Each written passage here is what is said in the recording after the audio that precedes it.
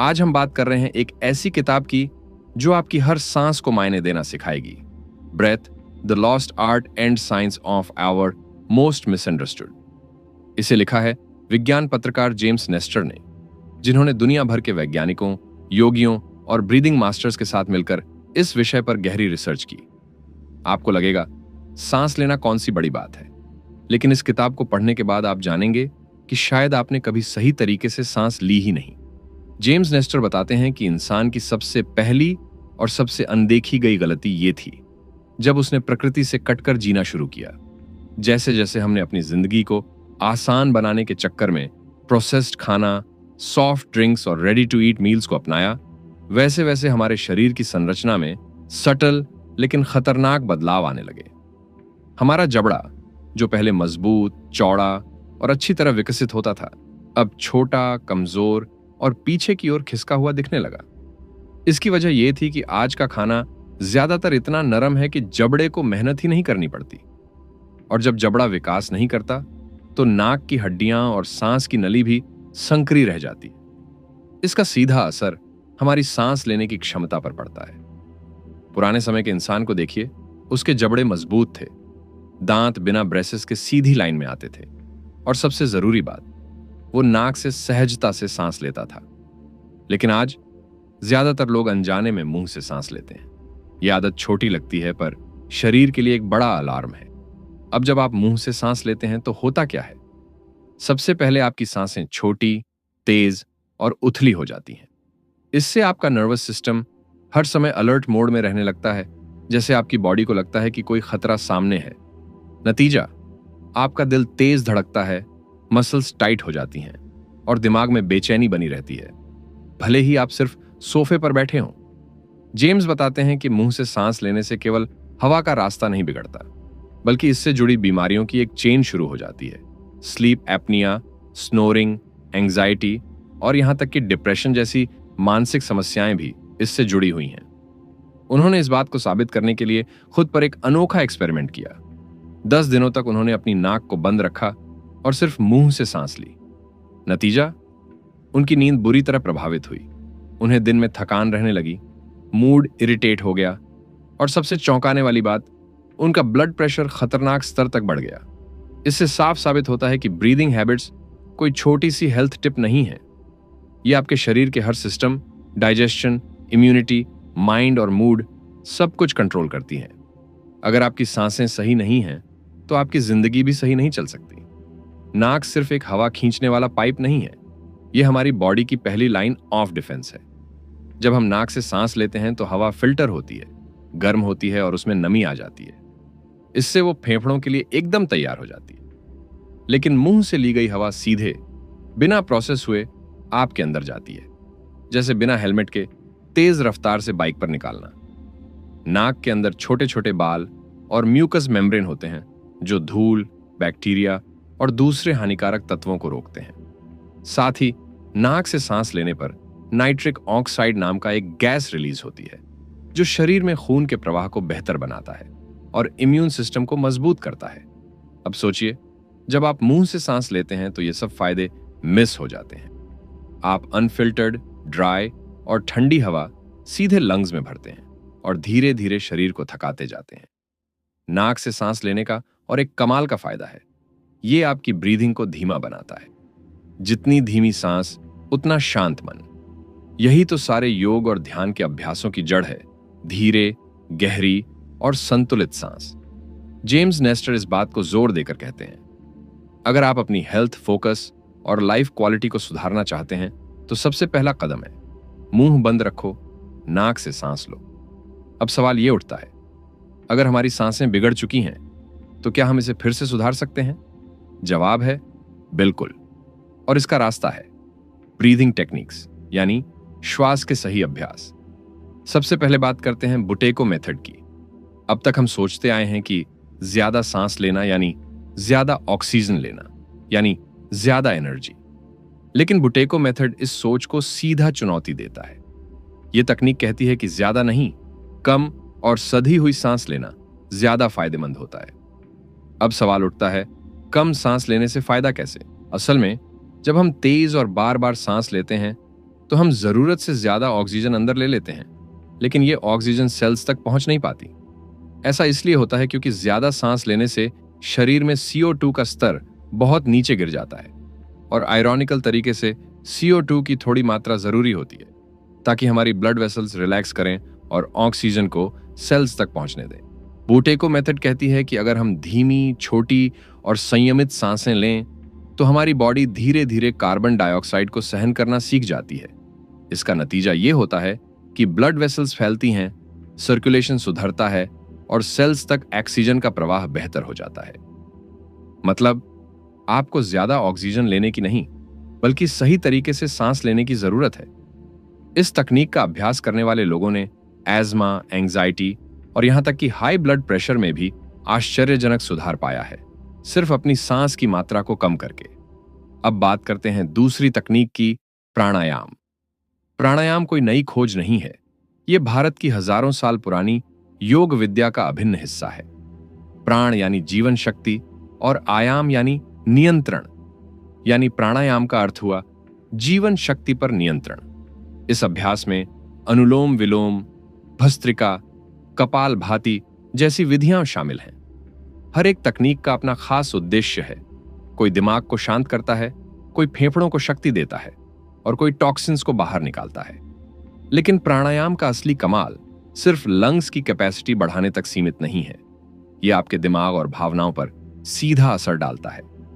जब आप प्राणायाम करते हैं, गहरी, संतुलित और सधी हुई सांसें लेते हैं, तो आप अपने नर्वस सिस्टम को एक तरह से रीसेट कर रहे होते हैं। दिन भर की हलचल, तनाव और बेचैनी से बाहर निकलकर आप अपने शरीर को रेस्ट एंड डाइजेस्ट मोड में लाते हैं। यह वही मोड है जिसमें हीलिंग होती है, डाइजेशन सुधरता है, इम्यून सिस्टम एक्टिव होता है और सबसे बढ़कर मन शांत होता है। प्राणायाम करते समय जब आप एक एक सांस पर ध्यान देते हैं, तो आप सिर्फ हवा नहीं खींच रहे होते, आप अपने भीतर एक नई ऊर्जा जगा रहे होते हैं। आधुनिक वैज्ञानिक शोध भी यही कहते हैं कि प्राणायाम से कॉर्टिसोल जैसे स्ट्रेस हार्मोन्स घटते हैं और ब्रेन वेव्स ज्यादा कोहेरेंट और शांत हो जाती हैं। तो कह सकते हैं, प्राणायाम कोई धार्मिक क्रिया नहीं, बल्कि एक गहराई से टेस्टेड, साइंटिफिकली बैक्ड मानसिक रिसेट बटन है, जो हर व्यक्ति के पास मुफ्त में मौजूद है। बस हमें उसका सही उपयोग करना आना चाहिए। अब बात करते हैं तीसरे और बेहद अनदेखे पहलू की, CO2 टॉलरेंस। ज्यादातर लोग जब भी सांस रोकते हैं तो कुछ ही सेकंड में बेचैनी महसूस करने लगते हैं, दिल की धड़कन तेज, माथे पर पसीना और एक घबराहट कि अब सांस लेनी ही पड़ेगी। लेकिन सच्चाई यह है कि आपका शरीर उस समय ऑक्सीजन की कमी से नहीं, बल्कि कार्बन डाइऑक्साइड के प्रति इंटॉलरेंस से परेशान हो रहा होता है। जेम्स नेस्टर बताते हैं कि हम सभी के शरीर में एक सेट पॉइंट होता है जहां तक हम कार्बन डाइऑक्साइड को बर्दाश्त कर सकते हैं, और दुर्भाग्य से आज के इंसान का यह सेट पॉइंट काफी कमजोर हो चुका है, क्योंकि हम हर पल खुलकर और जल्दी जल्दी सांस लेते हैं। इसलिए कार्बन डाइऑक्साइड से घबराना हमारी आदत बन चुकी है। लेकिन जब आप CO2 टॉलरेंस को बढ़ाना शुरू करते हैं, यानी शरीर को सिखाते हैं कि थोड़ी ज्यादा कार्बन डाइऑक्साइड भी ओके है, तब चमत्कार होने लगते हैं। इसके लिए खास ब्रीदिंग टेक्निक्स अपनाई जाती हैं, जैसे बॉक्स ब्रीदिंग, जिसमें 4 second inhale, 4 second hold, 4 second exhale, 4 second hold करना होता है। और दूसरी है ब्रेथ होल्ड्स, जहां आप सांस छोड़ने के बाद कुछ देर सांस को रोके रखते हैं। इन अभ्यासों से आपका नर्वस सिस्टम शांत होता है और धीरे धीरे शरीर पैनिक करना छोड़ देता है। इससे आपकी ब्रीदिंग कैपेसिटी तो बढ़ती ही है, साथ में स्ट्रेस रेजिस्टेंस और इमोशनल कंट्रोल भी बेहतर हो जाते हैं। CO2 टॉलरेंस को बढ़ाना एक तरह से मेंटल टफनेस बढ़ाने जैसा है, लेकिन बिना किसी एक्सटर्नल चैलेंज के, बस अपने ही शरीर के साथ। जेम्स कहते हैं, अगर आप सिर्फ इसी एक चीज पर काम कर लें, तो आप न सिर्फ बेहतर सांस लेंगे, बल्कि बेहतर जिंदगी जीने लगेंगे। इन सभी टेक्निक्स का लक्ष्य एक ही है, आपके सांस लेने के तरीके को दोबारा प्राकृतिक बनाना। आज की दुनिया में हम सब भाग रहे हैं, काम की डेडलाइन, सोशल मीडिया की नोटिफिकेशन और निजी जिंदगी का टेंशन। इन सब का असर सीधा हमारी सांसों पर पड़ता है। हमारी सांस छोटी, तेज और अस्थिर हो जाती है।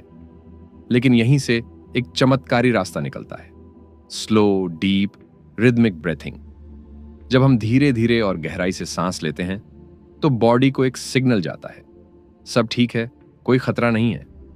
इससे हमारे शरीर का पैरासिम्पैथेटिक नर्वस सिस्टम एक्टिवेट होता है, जो हमें शांत करता है, हार्ट रेट को धीमा करता है और ब्लड प्रेशर को संतुलित करता है। जेम्स नेस्टर ने कई मेडिकल स्टडीज का हवाला दिया है, जिनमें देखा गया कि 6 सेकंड इन 6 सेकंड आउट वाली लयबद्ध सांस टेक्निक से सिर्फ कुछ मिनटों में ही हार्ट रेट वेरिएबिलिटी HRV सुधरती है, जो एक व्यक्ति की ओवरऑल हेल्थ और रेजिलियंस का संकेत है। अनुभवों में तो यह भी देखा गया है कि हाई ब्लड प्रेशर वाले लोगों को सिर्फ ब्रीदिंग सुधारने से दवाइयां छोड़नी पड़ी हैं। एज़मा और ऑटो इम्यून डिजीजेस जैसे कॉम्प्लेक्स कंडीशंस में भी सिर्फ सही तरीके से सांस लेना रिकवरी को तेज कर देता है। सांस यानी लाइफ फोर्स, और जब आप इसे संतुलित करते हैं तो पूरी जिंदगी संतुलित होने लगती है। दोस्तों, आपने कभी गौर किया है कि जब आप गहरी नींद में होते हैं तब आपकी सांसें कितनी धीमी और शांत होती हैं, और जब आप बेचैन या तनाव में होते हैं तो वो तेज और अनियमित हो जाती है। मतलब साफ है, सांस और नींद का रिश्ता सिर्फ जुड़ा नहीं है बल्कि एक दूसरे पर निर्भर है।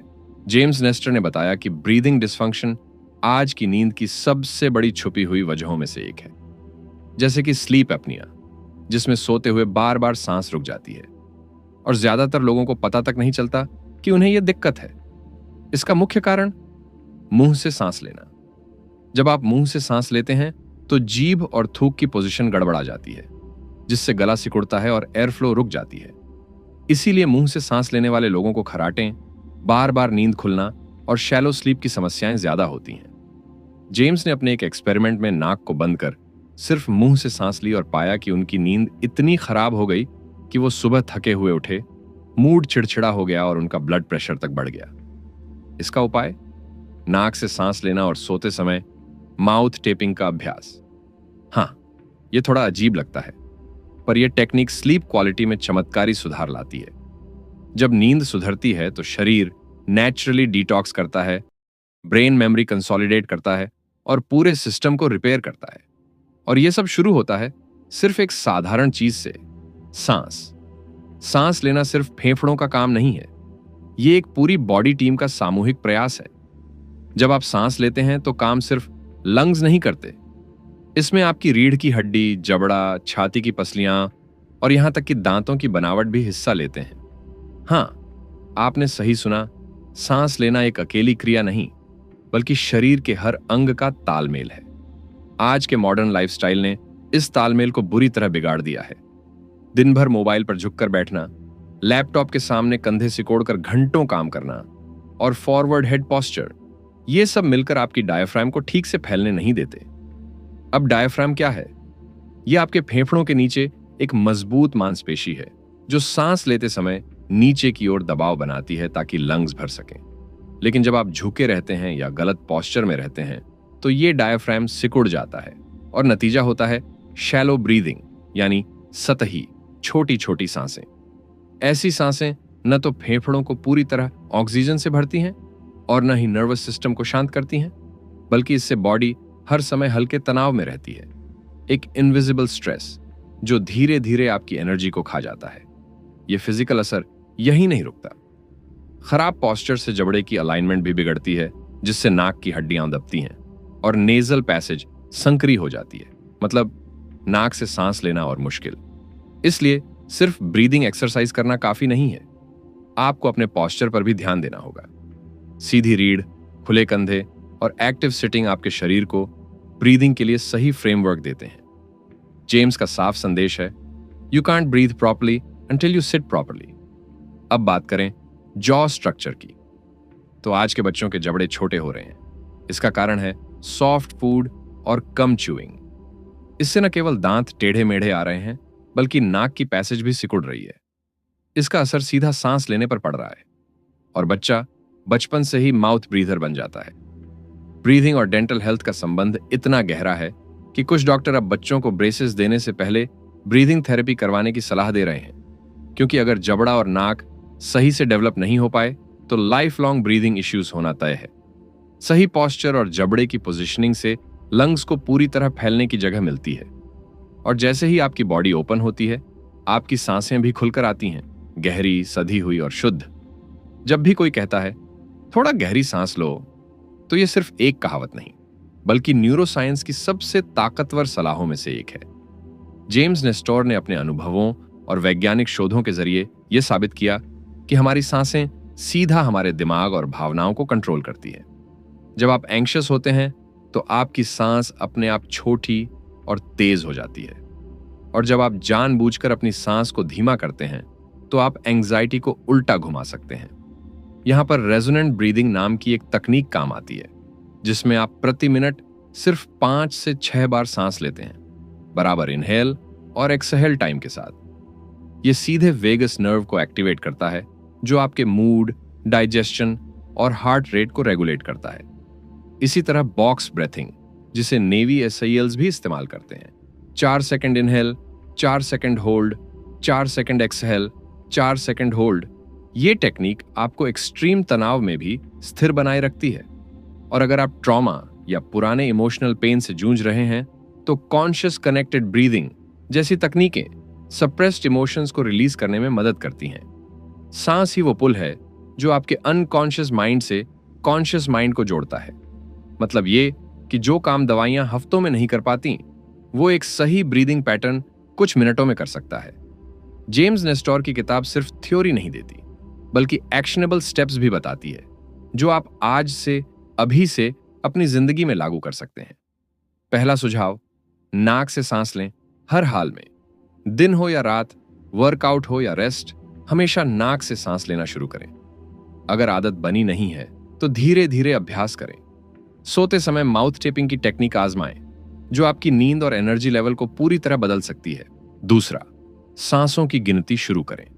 हर दिन कम से कम 5 से 10 मिनट स्लो और रिदमिक ब्रेथिंग का अभ्यास करें। उदाहरण, 5 सेकंड इनहेल, 5 सेकंड एक्सहेल। इससे नर्वस सिस्टम शांत होगा और दिमाग क्लैरिटी में आ जाएगा। तीसरा, पोस्चर सुधारें। जब आप सीधा बैठते हैं या चलते हैं तो आपकी डायफ्राम खुलकर काम करती है और लंग्स की कैपेसिटी बढ़ती है। फोन पर झुके रहना और लापरवाह बैठना आपकी सांस को धीरे धीरे कुंद करता है। चौथा, माउथ टेपिंग के साथ नेजल क्लीनिंग को अपनाएं। नमक वाले पानी से नाक की सफाई, स्टीम इनहेलेशन और नाक के व्यायाम, ये सब आपकी नेजल ब्रीथिंग को मजबूत बनाते हैं। पांचवा, च्यू मोर, यानी चबाइए ज्यादा। रोटी, फल, कच्ची सब्जियां खाने से जॉ मजबूत होती है, जिससे नेजल पैसेज ओपन रहती है। और सबसे जरूरी बात, सांस लेने को सेक्रेड माने। यह सिर्फ एक आदत नहीं है, यह आपकी जिंदगी की कमान है। जेम्स नेस्टोर कहते हैं, the perfect breath is in through the nose, out through the nose, about 5.5 seconds in and 5.5 seconds out, a total of 5.5 breaths a minute. हर दिन की गई थोड़ी सी कॉन्शियस ब्रीदिंग आपको लाइफ लॉन्ग मेडिकेशन से बचा सकती है।